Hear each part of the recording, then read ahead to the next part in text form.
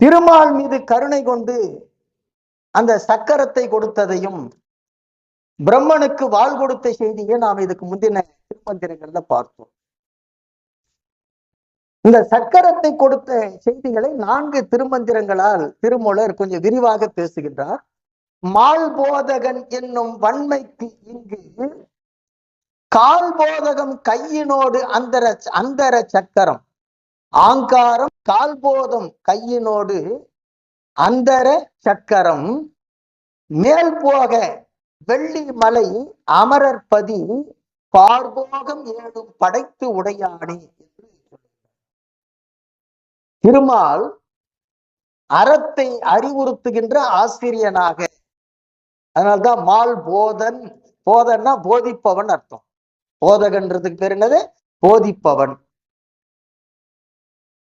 அந்த சிறப்பு நிலையை சிவபெருமான் தான் அவருக்கு கொடுக்கின்றார்.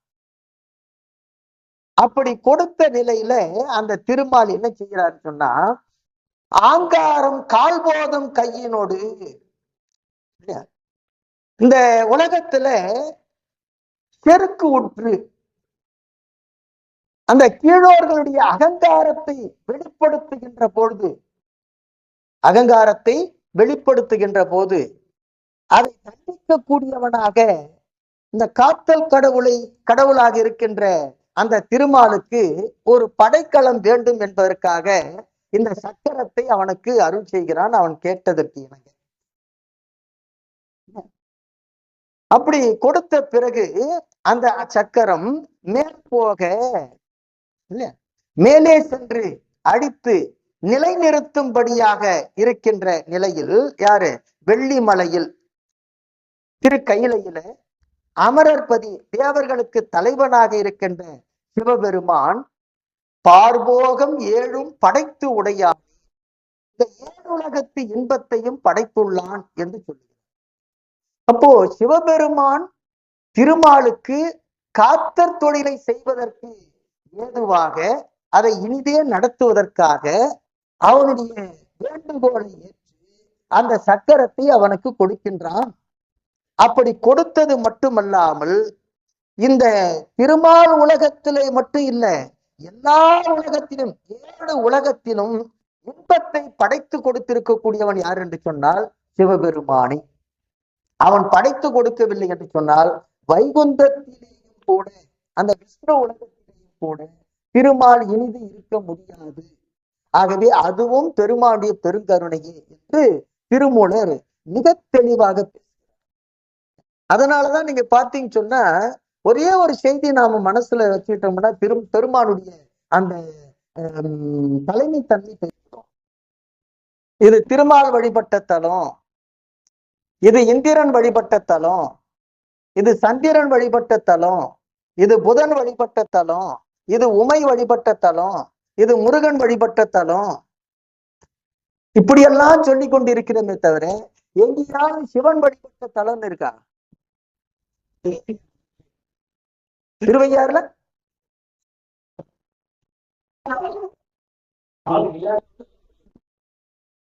திருவையாறுல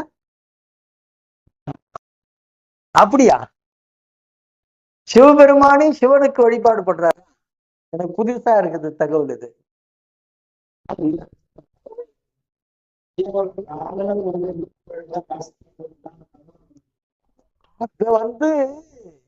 வழிபாடு எப்பொழுதும் நிற்கக்கூடாதுங்கிற உணர்த்துறதுக்காக நடக்கின்ற ஒரு திருவிளையாடு.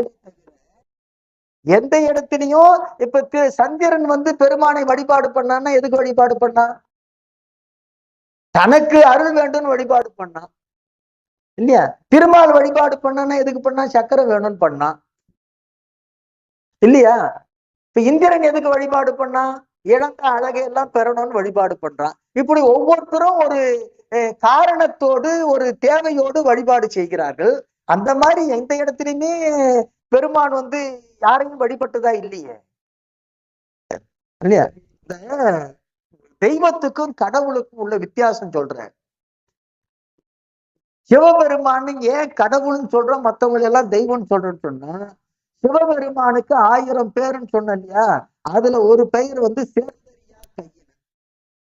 சேர்ந்தறியா கை. ஒருவரை வணங்கும் போது ரெண்டு கையும் சேரும். ரெண்டு கையும் உலகத்துல இருக்கக்கூடிய எல்லா தெய்வங்களும் பிறரை வணங்கியவர்களே தவிர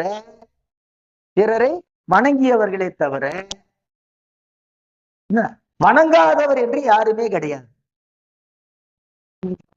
ஆனா சிவபெருமான் ஒருவன் தான் இதுவரைக்கும் யாரையும் வணங்குவதற்காக தம்முடைய இரண்டு கரங்களையும் ஒன்றாக சேர்த்ததே இல்லை. அதனாலதான் அவனுக்கு சேர்ந்து அறியா கையினன். அது தெரியவே தெரியாதான் அவனுக்கு. எப்படி சேர்க்கணும்னு கூட அவன் அறியல. யாரு? சிவபெருமான். அப்போ சேர்ந்தறியா கையினன் எவனோ அவன் தான் கடவுள். அந்த தகுதி யாருக்கு இருக்குன்னு சொன்னா சிவபெருமானுக்கு மட்டும் தான் இருக்குது, உலகத்துல வேற யாருக்கும் கிடையாது. அப்ப இந்த தலைமை பண்பை புரிந்து கொண்டோன்னு சொன்னா சிவபெருமானுடைய அந்த உயர்ந்த நிலையை நாம உணர்ந்து கொண்டு அவனிடத்துல நாம முழுமையாக சரணாகதி அடைந்து விடலாம். சக்கரம் பெற்றனல் தாமோதரன் தானும் மால் போதகன். அது கால் போதகம் அப்படின்னு சொன்னா கீழான நிலைக்கு செல்வதுன்னு அர்த்தம். கீழான நிலைக்கு செல்வது.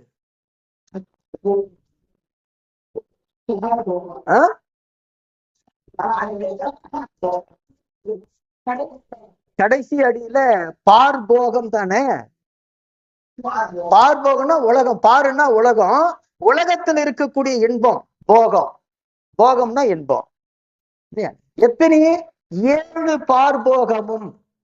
7 உலகம் சொல்றோம் இல்லையா, அந்த 7 உலகத்தில் இருக்கக்கூடிய இன்பத்தை எல்லாம் படைத்து கொடுத்தவன் யாருன்னு சொன்னா சிவபெருமான் என்று அதுக்கு பொருள். அதற்கு அடுத்ததாக சக்கரம் பெற்று நல் தாமோதரன் தானும். சக்கரம் தன்னை தரிக்க ஒண்ணாமையால் மிக்கு அரண் தன்னை விருப்பு அர்ச்சிக்க தக்கனர் சக்தியை தான் கூறு செய்ததே என்று சொல்லுகிறார். அருமையான இந்த திருமந்திரத்துல சக்கரத்தை கொடுத்துட்டான். இப்ப முதல்ல எப்பவுமே நமக்கு ஒரு பொருள் வேண்டும் சொன்னா அந்த பொருளை பெறுவதற்குரிய தகுதி இருக்கான்னு பார்க்கணும்.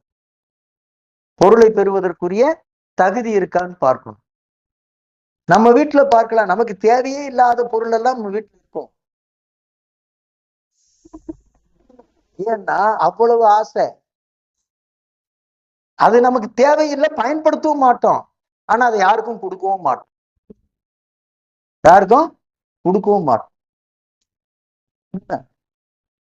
இப்போ ஒரு பொருள் நம்ம இடத்துல இருக்குது அல்லது நமக்கு அது வேண்டும் என்று எண்ணினாலோ அது முதல்ல நமக்கு அது தேவையா?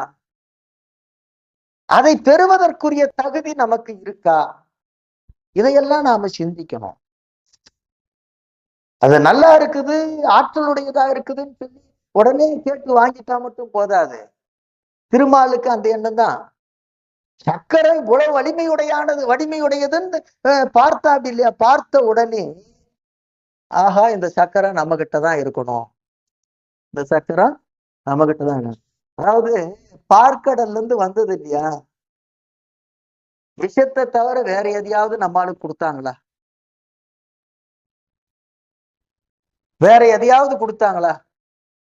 விஷயம் எத்தனை வந்தது. சங்க நிதி வந்தது, பதும நிதி வந்தது, கற்பக விருஷம் வந்தது, காமதேனு வந்தது, உச்சை சர்வஸ் வந்தது.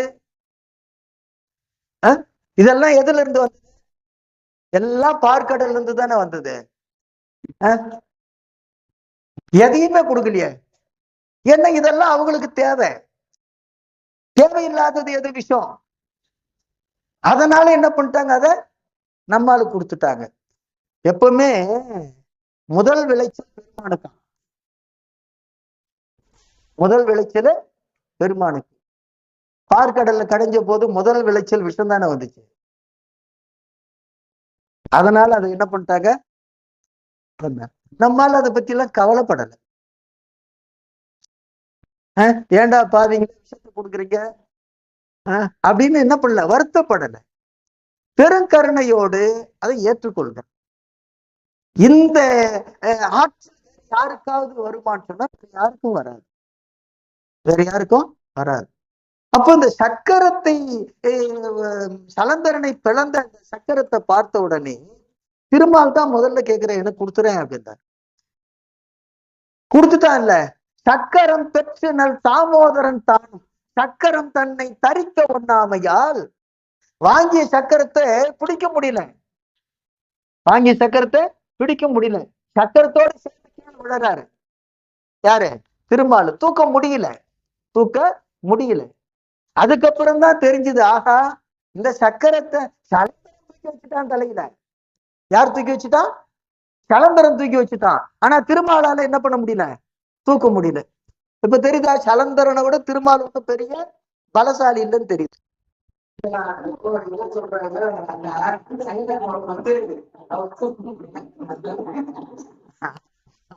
அது தவறு, அது தவறு, அது தவறு, அது தவறு. அது அரிதுயில், அரிதுயில் சொன்னா யோக நித்திரைன்னு பேர்.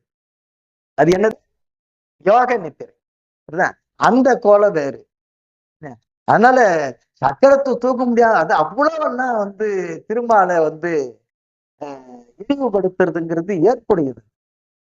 சயன கோலங்கிறது படுத்த கோலம், அது யோக நித்திரைன்னு பேர். அது என்னது? யோக நித்திரை. ஆகவே திருமால் அந்த ஆற்றலை பெற முடியல. அது ஏன்னா ஒவ்வொரு ஆன்மாவுக்கும் ஒரு ஆற்றல் இருக்கிறது, அதனால பெற முடியல. அது பெருமானிடத்துல சரி என்ன செய்ய முடியும், சக்கரத்தை கொடுத்தவன கிட்டதானே நாம அந்த சக்தியை பெறணும்னு சொல்லி ரொம்ப புத்திசாலி அதே நேரத்துல யாரு? திருமால். அதனால என்ன பண்ணாருன்னு சொன்னா, திருமால் பெருமானிடத்திலேயே மன்றாடி கேட்கிறான், பெருமானே நீ கொடுத்த சக்கரத்தை தாங்குகின்ற வல்லமையே எனக்கு கொடு அப்படின்னு சொல்லி கேட்கின்ற போது, மிக்கு அரண் தன்னை விருப்பி அர்ச்சிக்க, ரொம்ப விருப்பத்தோடு பேரன்பு கொண்டு அவனை அர்ச்சனை செய்ய. யாரை அர்ச்சனை செய்ய? பெருமானை அர்ச்சனை செய்ய. தக்க நற்சக்தியை தான் கூறு செய்ததை, தன்னுடைய சக்தியில ஒரு கூறு எடுத்து அந்த திருமாலுக்கு கொடுத்து அந்த சக்தியினால அந்த சக்கரத்தை தாங்குகின்ற வல்லமையை பெருமான் கொடுத்தான் என்று சொல்கிறார். அப்போ திருமாலுக்கு சக்கரத்தை அளித்தது மட்டுமல்லாமல் அதனை தாங்குகின்ற ஆற்றலையும் பெருமான் தான் கொடுத்தான் என்று திருமூலர் தெளிவாக பேசுகிறார். அதற்கு அடுத்து சொல்லுகின்றார், கூறு அது ஆக குறித்தனல் சக்கரம் கூறு அது செய்து கொடுத்தனன் மாலுக்கு, கூறு அது செய்து கொடுத்தனன் சக்திக்கு, கூறு அது செய்து தரித்தனன் கோலமி, தரித்தனன் கோலமி என்று சொல்லுகிறார். அதாவது சலந்தரனுடைய உடலை கூறுபடுத்துவதற்காக, சலந்தரனுடைய உடலை கூறுபடுத்துவதற்காக எது? குறித்தனல் சக்கரம், பெருவிரலால் வட்டமிட்ட அந்த சக்கரம். கூறு அது செய்து கொடுத்தனன் மாலுக்கே, இல்லையா? அந்த திருமால் வேண்டுகின்ற நிலையிலே அவனுக்கே உரிமை உடையதாக அதை கொடுத்து விட்டான். அது மட்டுமல்லாமல் கூறு அது செய்து கொடுத்தனன் சக்தி, அந்த சக்கரத்தை பெறுவதற்கு தாங்குவதற்குரிய சக்தியையும் தன்னுடைய சக்தியை கூறிட்டு அவனுக்கு கொடுத்தான். கூறு அது செய்து தரித்தனன் கோலமி, அந்த சக்திக்கு எது? சக்தியை கூறிட்டு திருமாலுக்கு கொடுத்தான், சக்தியை கூறிட்டு திருமாலுக்கு கொடுத்தான். அந்த சக்திக்கு தன்னுடைய மேனியே கூறிட்டு கொடுத்துட்டானாம். யாரு? சிவபெருமான். அதான் சொல்றாரு, அது தரித்தனன் கோலமே. இப்படி ஒரு கூறு சக்தியாகவும் ஒரு கூறு சிவமாகவும் இருக்கக்கூடிய அந்த கோலத்தை பெருமான் தரித்திருக்கின்றான் என்று திருமூலர் மிக அலங்காரமாக இந்த செய்யுளை, இந்த திருமந்திரத்தை பாடுகிறார். அப்போ சலந்தரனுடைய உடலை கூறு செய்வதற்காக உருவாக்கிய சக்கரம் அதை என்ன செய்யறான்? திருமாலுக்கு உரியது உடையவனாக கொடுத்து விடுகிறான். கொடுத்த சக்கரத்தை தாங்கக்கூடிய ஆற்றல் இல்லாததுனால தன்னுடைய சக்தியை கூறிட்டு திருமாலுக்கு ஒரு கூறு கொடுத்து அதை தாங்குகின்ற சக்தியை கொடுக்கிறான். எந்த சக்தியை கூறிட்டு கொடுத்தானோ அந்த சக்திக்கு தன்னுடைய உடம்பையே ஒரு கூறு கொடுத்து அந்த சக்தியும் தானுமாக இருக்கின்ற கோலத்தோடு விளங்குகின்றான் என்று பேசுகிறார். அதற்கு அடுத்ததாக தக்கன் தன் வேள்வி தகர்த்தனல் வீரர்பால் தக்கன் தன் வேள்வியில் தாமோதரன் தானும் சக்கரம் தன்னை சசி முடிமேல் விட வச்சி உமிழ்ந்தது வாய் உக்கிரத்தாலே என்று அந்த திருமாலுடைய அந்த நன்றி கொன்ற செயலை இங்க திருமூலர் பேசுகிறார். தக்கனுடைய வேள்வியில வீரபத்திரர் அந்த வேள்வியை அடிக்கிறார். தகர்த்தனல் வீரர் பால் வீரபத்திரர் தான் எல்லா அந்த சிவகணங்களோடு அந்த வேள்வியை அடிக்கிறாரு. அப்படி அழிக்கின்ற போது அந்த வேள்வியில் தாமோதரன் தானும் அந்த திருமால் என்ன செய்யறார் தெரியுமா? யாருகிட்ட இருந்து வாங்கினானோ அந்த சக்கரத்தை சசி முடிமேல் விட, இங்க சசின்னா சந்திரன் அர்த்தம். சந்திரனை தலையில சூடி இருக்கக்கூடிய அந்த வீரபத்திரர் மேல் என்ன பண்றாரு? அந்த சக்கரத்தை பிரயோகம் செய்ய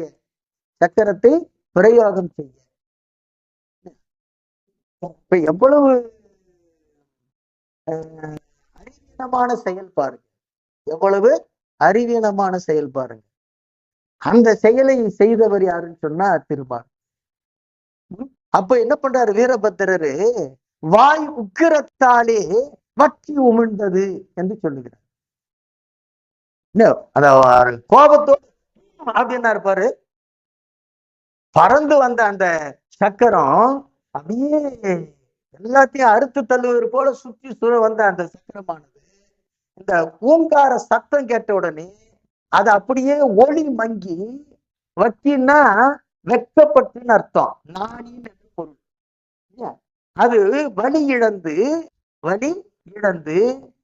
கீழே விழுந்து போச்சான் என்று அந்த சக்கரம். இப்ப அந்த சக்கரத்துக்கு ஆற்றல் உண்டா? இப்ப நல்லா புரிஞ்சுக்கணும்.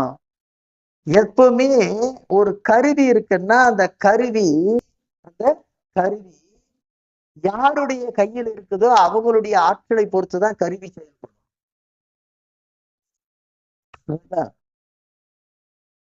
சிவபெருமான் சக்கரத்தை உருவாக்கினான்னு சொன்னா சிவபெருமானுடைய ஆற்றல் முழுக்க அதுல இருந்தது. அதனால்தான் சலந்தரனை பிளந்தது.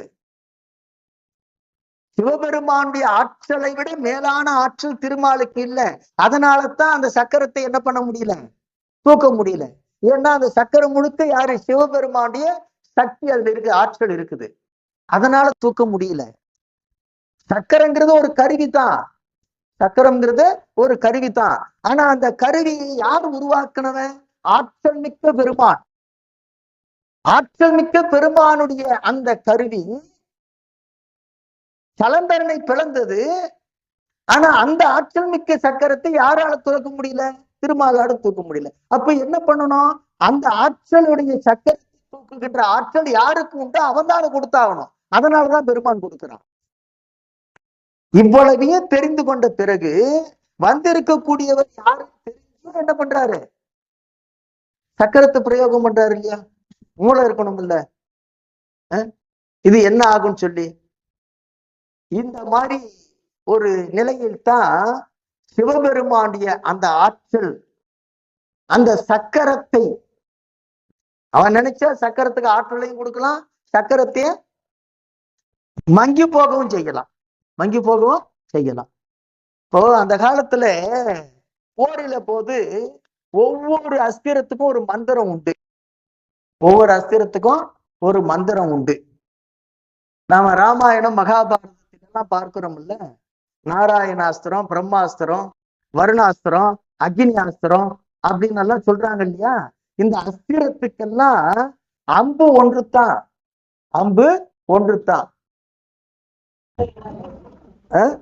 மந்திரம் தான் வேற.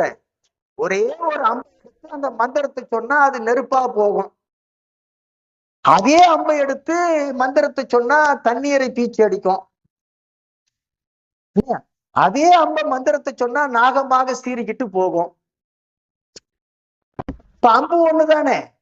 ஆனா அம்புக்குரிய ஆற்றலை தரக்கூடியதெல்லாம் எது? மந்திரங்கள் தானே. அப்ப அம்புல வேறுபாடு இல்லைல்ல. அம்புக்கு ஒண்ணும் தனியா ஒரு ஆற்றல் ஒன்று இல்லையே. அது போலத்தான் பெருமான் நினைச்சா சக்கரத்துக்கு ஆற்றல் வரும். அவன் நினைச்சான்னா சக்கரம் கீழே விழுந்துரும். அப்படி விழுந்துதான். இதை நாம புரிஞ்சுக்கலாம். அதாவது அடியார்களுக்கு இது விளங்குது, அடியார்களுக்கு விளங்குது. ஆனா திருமாலுக்கு அந்த நேரத்துல விளங்கல. ஏன் தெரியுமா? ஏன் விளங்கல? பதவி போதை இல்லையா? வேள்வியில அவன் தான் முதல் ஆளு. வேள்வியில அவன் தான், அவனுக்குதான் எல்லாமே, அவன் தான் தலைவர். அப்படி இருக்கும்போது என்ன பண்ணுது? அந்த போதை. அதனால என்ன பண்ணா விட்டான். வேற ஒண்ணும் காரணம் இல்லை. சரி, இப்ப பெருமான் எவ்வளவு பெருங்கருணையானன்னு சொல்லிட்டு தக்கன் வேள்வியிலையும் பார்த்துட்டோம், பிரளய காலத்திலையும் பார்த்துட்டோம். அவனுடைய பெரும் கருணையை அடுத்த ஒரு திருமந்திரத்தால திருமூலர் மிக அற்புதமாக பேசுகிறார். ஒரே ஒரு திருமந்திரம் தான், எலும்பும் கபாலமும். சிவபெருமான் நம்ம சொன்னோம் இல்லையா, அவன் என்ன பன்றியினுடைய கொம்பை டாலரா போட்டுக்கிட்டு இருக்கான். பன்றியினுடைய கொம்பை டாலரா போட்டுக்கிட்டு இருக்கான். இடுப்புல ஆமையோட அண்ணா கயிறுல கட்டி வச்சிருக்கான். அவன் கையில எல்லாம் பார்த்தேன்னா நாகப்பாம்பு தான் சாப்பா போட்டு வச்சிருப்பான். கழுத்தையும் அதுதான் மாலையா இருக்கும். இன்னொன்னு என்னன்னு சொன்னா, இந்த எலும்பு மாலையை அணிந்திருப்பான். எலும்பு மாலையை அணிந்திருப்பான். இந்த கூட ஒரு வகையில எலும்பு தானே. இந்த எலும்பு மாலையெல்லாம் அணிந்திருப்பான். இப்படி அணிந்திருப்பதற்கு என்ன காரணம்? அணிந்திருப்பதற்கு என்ன காரணம்? அதைத்தான் திருமூலர் இந்த திருமந்திரத்துல பேசுகிறார். அப்படி அவன் அணிந்திருக்கவில்லை என்று சொன்னால், அணிந்திருக்கவில்லை இந்த உலகத்தில் இருக்கக்கூடிய உயிர்களுக்கு போக்கிடமே கிடையாது. போக்கிடமே கிடையாது. அவனுக்கு என்ன ஆசையா மண்ட ஓட்ட மாலையா கட்டி போட்டுக்கணும்னு சொல்லி நம்மளு அவனுடைய கருணைக்கு இதெல்லாம் ஒரு எடுத்துக்காட்டு. எந்த சாமி கழுத்திலேயாவது திருமால் எடுத்துங்க, அவர் பட்டு பீதாம்பரத்தை தான் உடுத்துவாரு.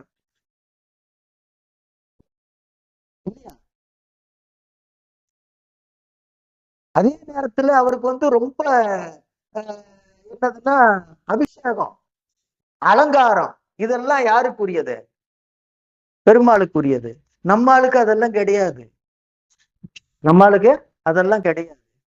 அவன் என்ன பட்டு துணியா போட்டுக்கிட்டு இருக்கிறான்? புலித்தோலை. என்னது?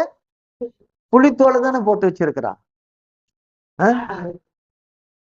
அதாவது தமிழ் விடு தூதுல சொக்கநாத பெருமான் மீது காதல் கொண்ட ஒருத்தி தான் தமிழை தூதாக விடுக்கிறார். அது ஆசிரியர் பெயரே தெரியல. அநேகமா உங்களுக்கு தூது பற்றி தூது சொல்லும் போது அறிமுகத்துல சொல்லி இருப்பாருன்னு நினைக்கிறேன். தியாகராஜன்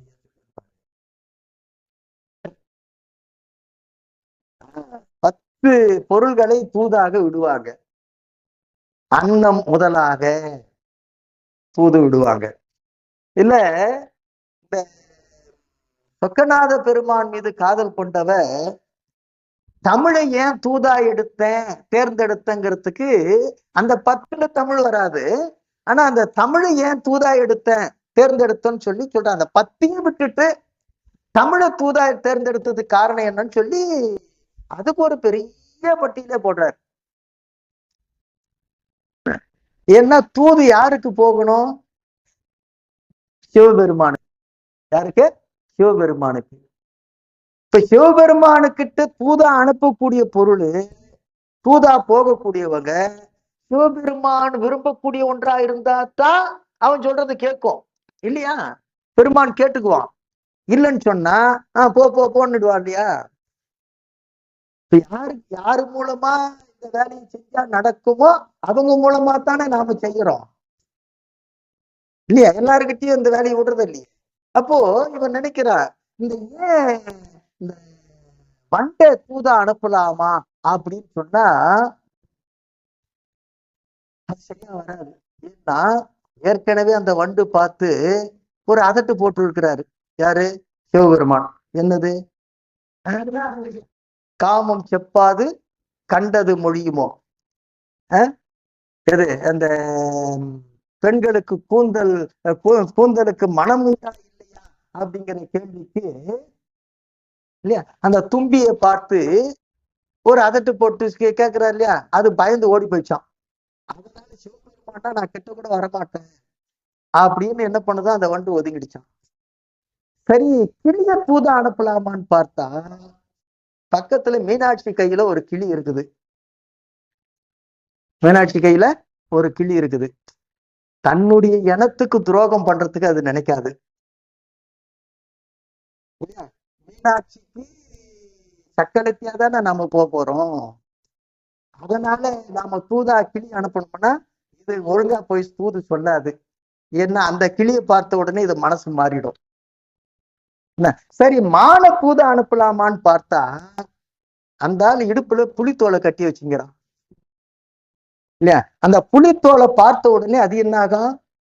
பயந்து ஓடி போயிடும். இப்படி ஒன்னொன்னா பார்த்து பார்த்து பார்த்து இதெல்லாம் சரியா வராதுன்னு தவிர்த்துட்டு கடைசியில என்ன பண்றாரு? தமிழை தூதா எடுக்கிறானா. ஏன் தெரியுமா? தமிழ் எங்கெல்லாம் இருக்குதோ அங்கெல்லாம் அவன் உட்கார்ந்துட்டு இருப்பான். யாரு? சிவபெருமான். அப்போ அவனுக்கு ரொம்ப பிடிச்சது எது? தமிழ். அப்ப தமிழ் சொன்னா கண்டிப்பா ஓகே சொல்லிடுவான். அப்படிங்கிறதுக்காக தமிழை தூதா எடுத்தாலாம். தூதா தேர்ந்தெடுத்த பிறகு இப்ப தூது போறவங்களை என்ன பண்ணணும்னு சொன்னா பக்குவமா சொல்லி அனுப்பலையா. இந்த தமிழை பற்றி புகழ்ந்து பேசுவா பாரு அந்த தமிழ் தூதுல. நீங்க எவ்வளவு பெரிய ஆள் தெரியுமா? யார? தமிழ. இப்படியெல்லாம் உயர்த்தி பேசி என்ன பண்றா? தூது அனுப்புறா. யார்கிட்ட? சிவபெருமானிடத்துல. இப்ப இந்த தூது போகின்ற சிவபெருமானுடைய கோலங்கள் என்ன? அந்த கோலத்தை எல்லாம் பார்க்கின்ற போது சாதாரணமாக ஒரு மனிதனோ அல்லது ஒரு விலங்கோ ஒரு பறவையோ என்ன பண்ணாது? தூது போகாதுங்கிறதுக்காக யார தூதா அனுப்புறா? தமிழையே தூதா அனுப்புறா. ஏன்னா நம்மால அப்படிதான் இருக்கிறான். புலித்தோலை போர்த்திக்கிட்டு புலித்தோலை கட்டிக்கிட்டு எலும்பு மாலைய அணிஞ்சுக்கிட்டு இப்படிதான் இருக்கிறான். இதுக்கெல்லாம் என்ன சார் காரணம்? சிவபெருமானுடைய அந்த தோற்றத்துக்கே ஒரு பெரிய காரணம் உண்டு. என்ன காரணம் சொன்னா ஒரே ஒரு காரணம், அவனுடைய பெருங்கருணை. அவனுடைய பெருங்கருணை. உயர்கள் மீது கொண்டிருக்கக்கூடிய பெருங்கருணைத்தான் இவ்வளவுக்கும் அடித்தளம்.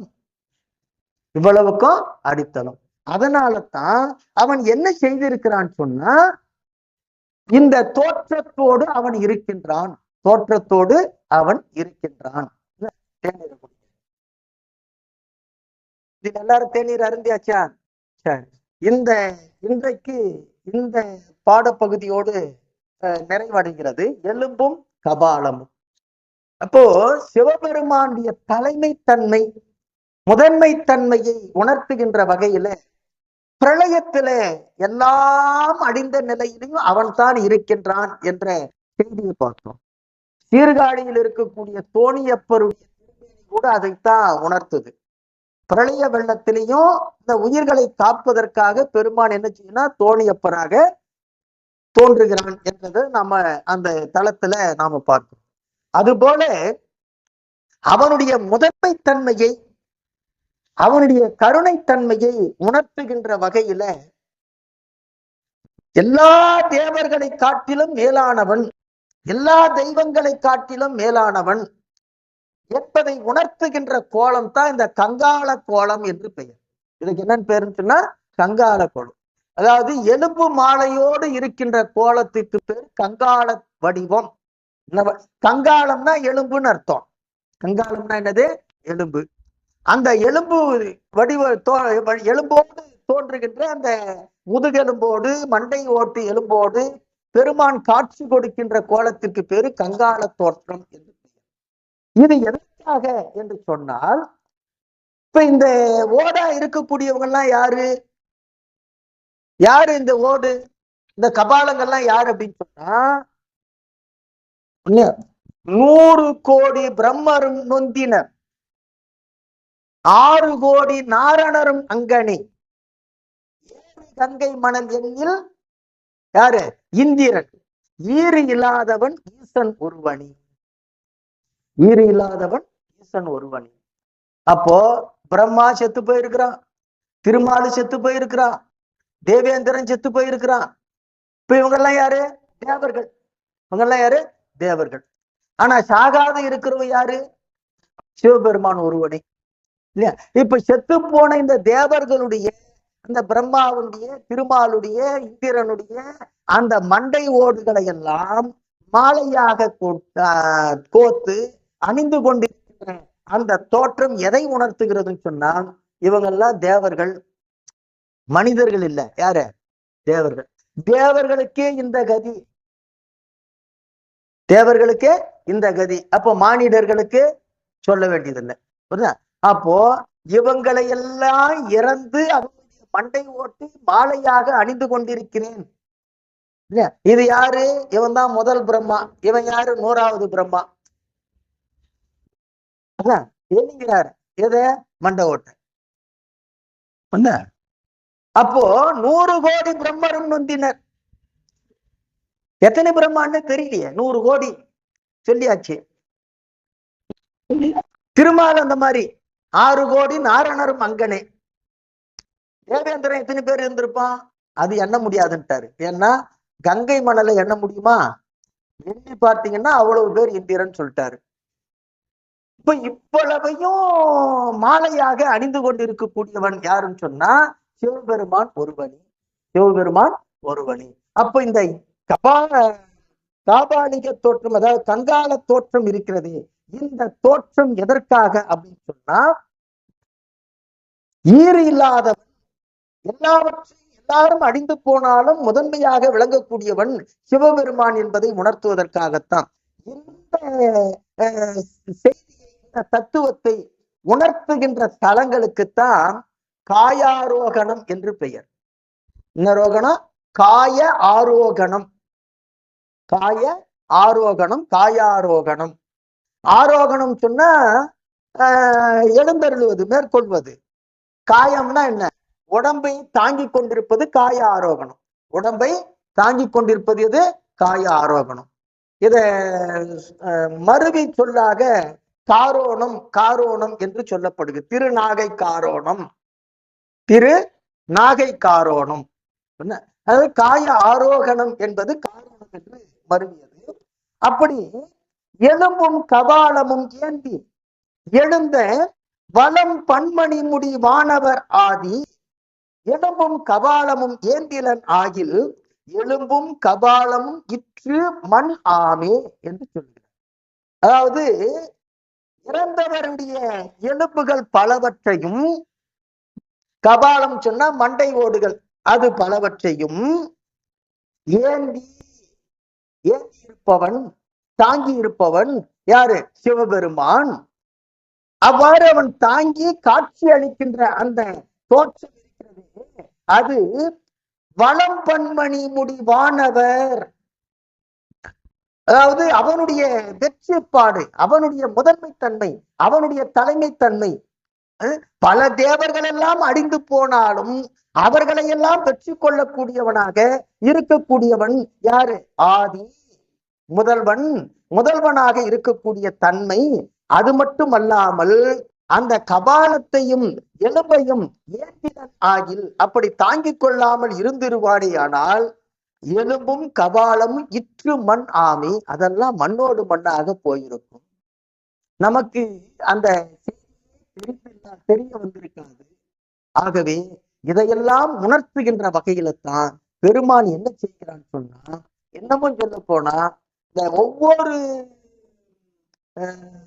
ஊழி காலத்திலேயும் ஊழி முடிந்த பிறகு அவன் என்ன செய்வான்னு சொன்னா, மீண்டும் படைப்புக்காக ஒரு நடனத்தை ஆடுவான்.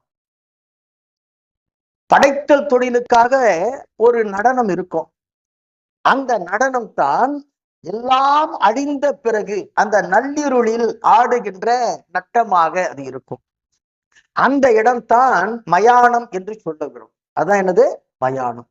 நம்முடைய இந்திய திருநாட்டுல அந்த மாதிரி ஒரு 5 மயானங்கள் இருக்கின்றன.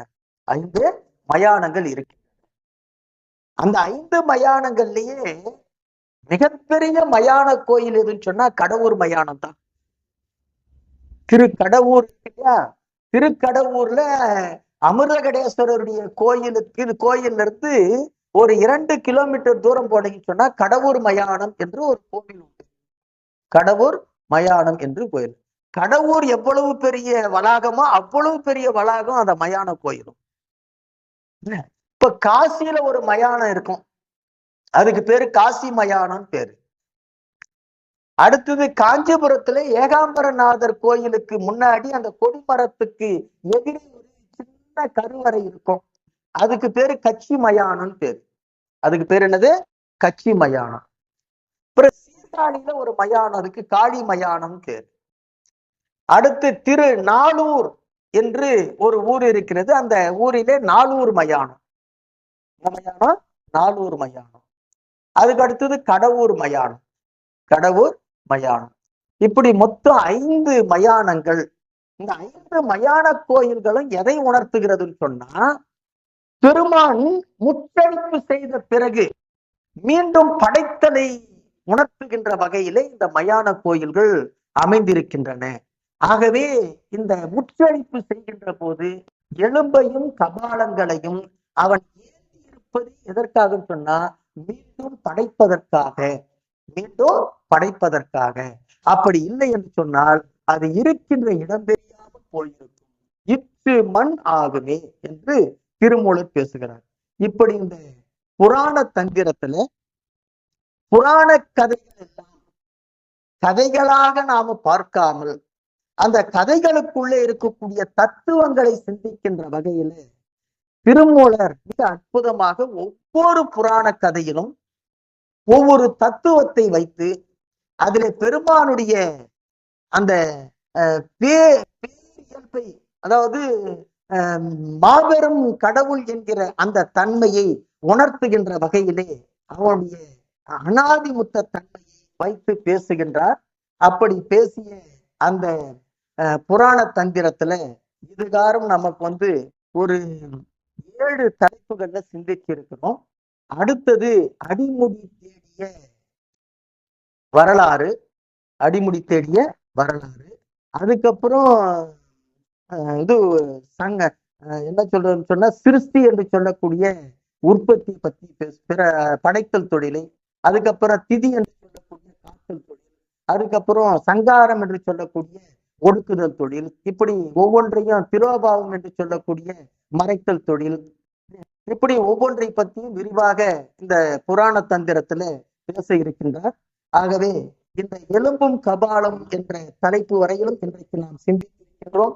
இந்த 7 தலைப்புகளிலுமே பெருமான் தான் முதன்மையானவன், அவன்தான் பெருந்தெய்வம், அவன்தான் கடவுள் என்பதை பல இடங்களிலும் திருமூலர் வலியுறுத்தி பேசுகின்றார். அந்த கடவுளாக இருக்கக்கூடிய பெருந்தெய்வமாக இருக்கக்கூடிய அந்த சிவபெருமானை மட்டுமே நாம உரைப்போடு வழிபட்டு உய்தி பெறுவோம் என்று சொல்லி இந்த அளவிலே இந்த வகுப்பை நிறைவு செய்கின்றோம்.